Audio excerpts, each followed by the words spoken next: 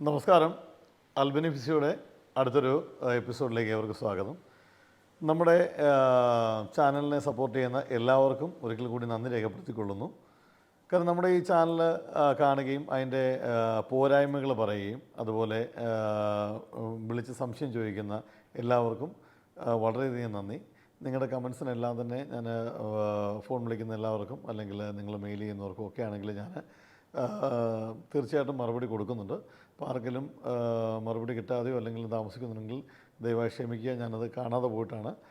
Okay, നമുക്ക് ഇന്ന് നമ്മൾ പറയാൻ പോകുന്നൊരു കാര്യമെന്ന് പറഞ്ഞാൽ വളരെ എന്താ പറഞ്ഞ ഒരു പ്രധാനപ്പെട്ടൊരു ടോപ്പിക്കാണ്. മിക്കവാറും പേർക്ക് കണ്ടുവരുന്നതുമായിട്ടുള്ളൊരിതാണ് കോക്സിഡേനിയ എന്ന് പറയുന്ന കണ്ടീഷൻ. അതായത് നമ്മുടെ മലയാളത്തിൽ അതിന് കറക്റ്റ് മലയാളം എന്താണെന്ന് ഇപ്പം നമുക്കൊരു ചെറിയ സംശയമുണ്ട്. കാര്യം എന്താണെന്ന് വെച്ച് കഴിഞ്ഞാൽ പലരും പല രീതിയിൽ പറയും. മൂലാദണ്ഡ്, അതായത് നമ്മുടെ സ്പൈൻ്റെ ഏറ്റവും അവസാനം വരുന്ന ടെയിൽ പോലെയുള്ള പോർഷൻ, അതിന് ടെയിൽ ബോൺ പെയിൻ എന്നാണ് സാധാരണ നമ്മൾ ആ വേദന വരുമ്പോഴത്തിന് സാധാരണ രീതിയിൽ പറയുന്നത്. അതിൻ്റെ കണ്ടീഷൻ്റെ പേര് നമ്മൾ അതിന് കോക്കിക്സ് എന്ന് പറയും. കോക്സിഡേനിയ എന്ന് പറയുന്നതാണ് ആ കണ്ടീഷൻ്റെ പേരെന്ന് പറയുന്നത്.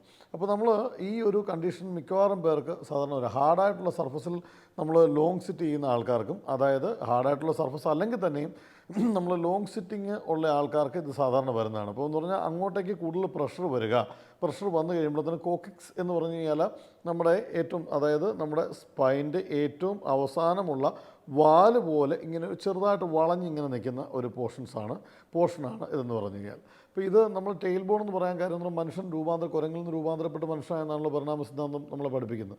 അപ്പോൾ അങ്ങനെ വരുമ്പോൾ തന്നെ ഈ പരിണാമം സംഭവിക്കുമ്പോൾ തന്നെ, അതായത് വാല് ചുരുങ്ങി വന്ന് വാല് ഉത്ഭവിക്കുന്ന ആ ഭാഗത്ത് ആ ഒരു ചെറിയ, അതായത് ചെറിയൊരു നീണ്ടു നിൽക്കുന്നൊരു പോർഷനാണ് അതിന് കോക്കിക്സ് എന്ന് പറയുന്നത്.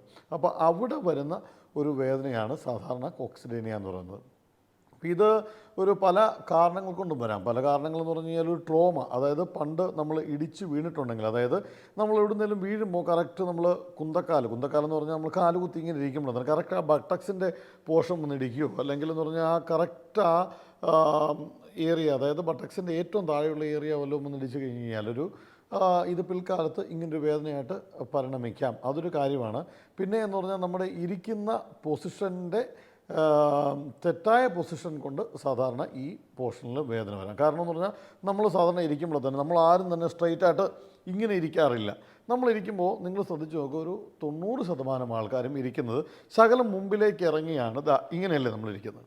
ഇങ്ങനെ ഇരിക്കുമ്പോൾ തന്നെ ആ സ്ട്രെയിൻ വരുന്നത് നിങ്ങളൊന്ന് ആലോചിച്ച് നോക്കുക. നമ്മൾ സെൻട്രൽ ഓഫ് ഗ്രാവിറ്റി പാസ് ചെയ്ത് പോകുന്ന നിങ്ങളൊന്ന് ആലോചിച്ച് കഴിഞ്ഞാൽ നമുക്കറിയാൻ പറ്റും നമ്മുടെ ആ സ്ട്രെയിൻ വരുന്നത് കൂടുതലായിട്ട് ആ ടെയിൽ ബോണിലാണ്.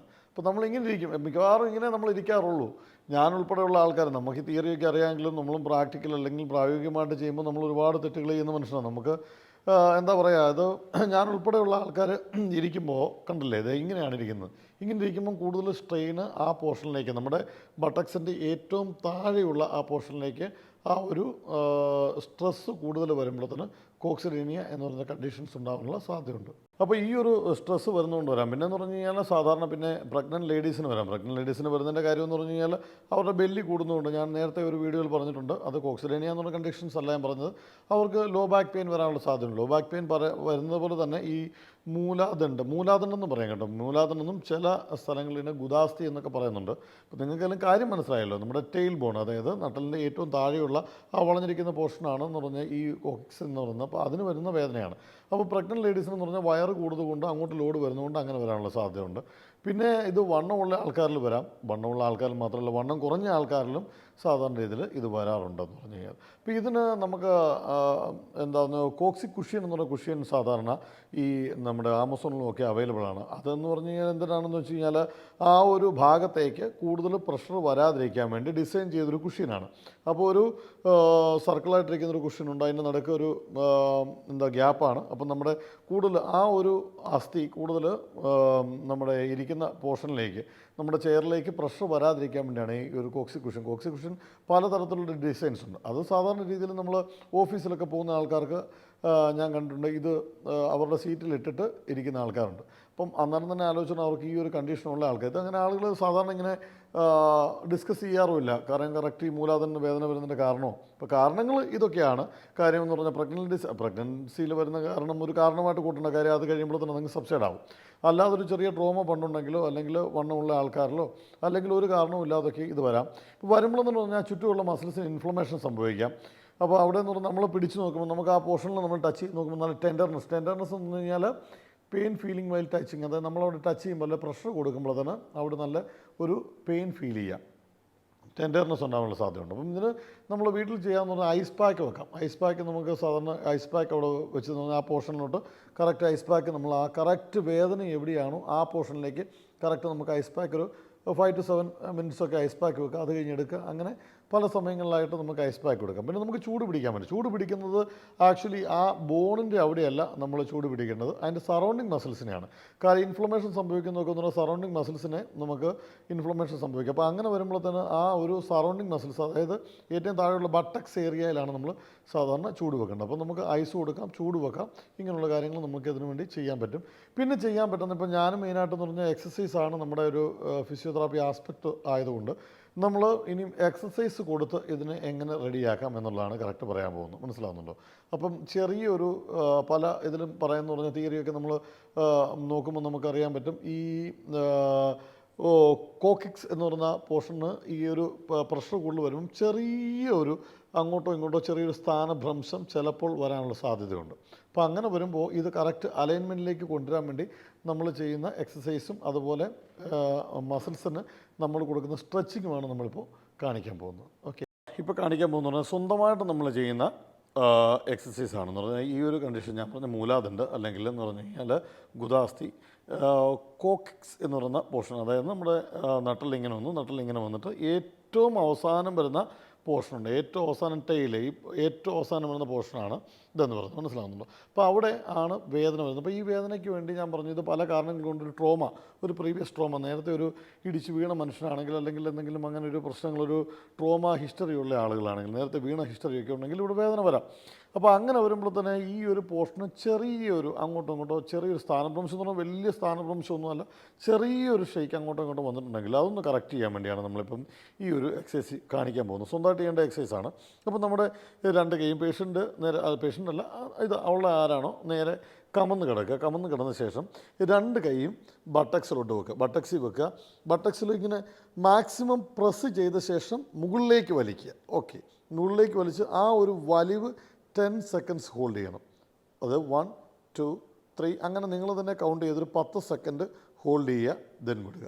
ഇത് ഗ്ലൂട്ടിയസ് മാക്സിമസ് എന്ന് പറയുന്നത് നമ്മുടെ ബട്ടക്സ് മസിലാണ്. ബട്ടക്സ് മസിലിൻ്റെ ഇത് നമ്മൾ ശരിക്കും എന്തൊരു പ്രഷർ കൊടുത്ത ശേഷം നമ്മൾ അകത്തേക്ക് പതുക്കെ വലിക്കുകയാണ്. കാര്യം എന്ന് പറഞ്ഞു കഴിഞ്ഞാൽ അങ്ങനെ ചെയ്യുമ്പോൾ ഇതൊരു എന്തെങ്കിലും ഒരു ചെറിയ പ്രശ്നമുണ്ടെങ്കിൽ അത് ഒരു ചെറിയൊരു അലൈൻമെൻറ്റ് ചെറിയ പ്രശ്നമുണ്ടെങ്കിൽ അത് മാറി കിട്ടുമെന്നാണ് പറയുന്നത്. പിന്നെ നിങ്ങൾ നേരത്തെ ഞാൻ പറഞ്ഞു ഐസ് വെക്കണമെന്ന് പറഞ്ഞാൽ കറക്റ്റ് ആ പോർഷനിൽ തന്നെയാണ് ഐസ് വെക്കേണ്ടത്, ഐസ് പാക്ക് വെക്കേണ്ടത്. ആ കറക്റ്റ് വേദനയുള്ള പോർഷനിലാണ് ഐസ് പാക്ക് വേണ്ടത്. പക്ഷേ ചൂട് വെക്കേണ്ടതെന്ന് പറഞ്ഞാൽ ഈ ഏരിയ കംപ്ലീറ്റ് നിങ്ങൾ ചൂട് വെക്കണമെന്ന് പറഞ്ഞാൽ ഈ ഏരിയ മുഴുവനായിരിക്കും നമ്മൾ ചൂട് കൊടുക്കേണ്ടത് കേട്ടോ.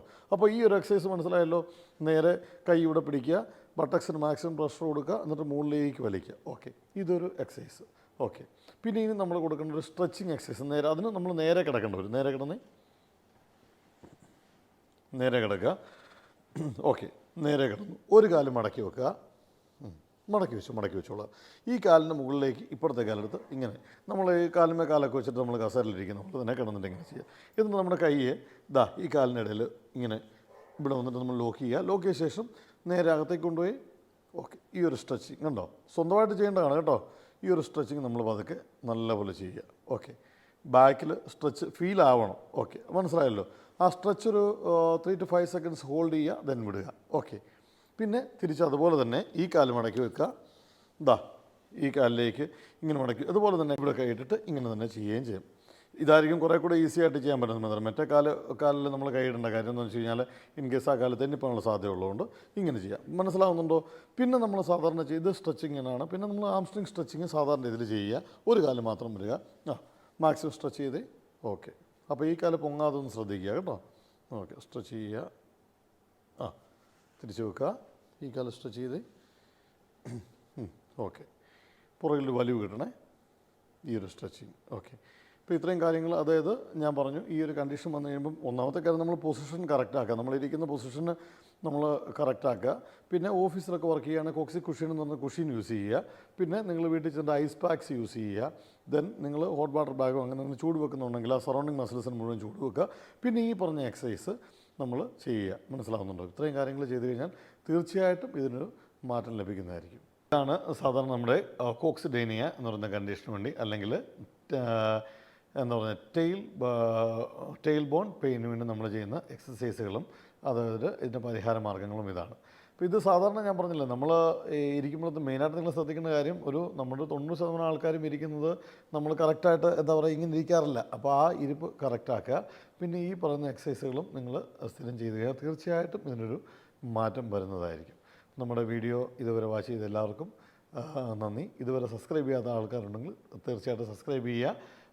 സബ്സ്ക്രൈബ് ചെയ്യുന്ന കൂട്ടത്തിൽ വലതു ദിവസം കാണുന്ന ബെൽ ബട്ടൺ പ്രസ് ചെയ്യുമെങ്കിൽ നമ്മുടെ അടുത്ത വീഡിയോസിനെല്ലാം നോട്ടിഫിക്കേഷൻ നിങ്ങൾക്ക് ലഭിക്കുകയുള്ളൂ. ഓക്കെ, നന്ദി, നമസ്കാരം.